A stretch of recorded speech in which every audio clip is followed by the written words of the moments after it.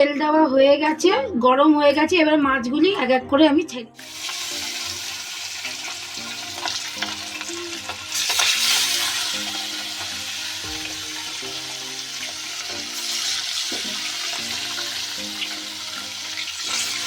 আস্তে মাছগুলি আমি তুলে নিচ্ছি।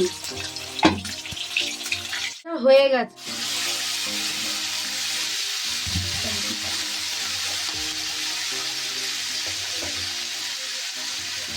টমেটোগুলি ছেড়ে দিচ্ছি।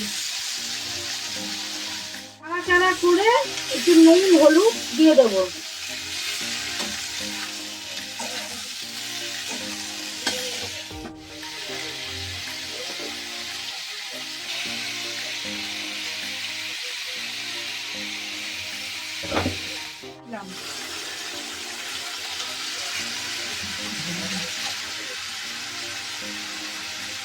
এমনি লঙ্কার গুঁড়ো দিলাম, একটু জিরের গুঁড়ো দিলাম, একটু ধনের গুঁড়ো দিলাম। এবার নাড়াচাড়া করি। 10 মিনিট পরে দেখা হচ্ছে। ঝোলের মধ্যে ছেড়ে দিচ্ছি।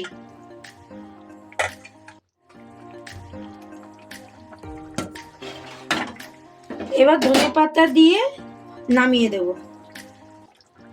ধনেপাতা উপর দিয়ে ছড়িয়ে দিচ্ছি।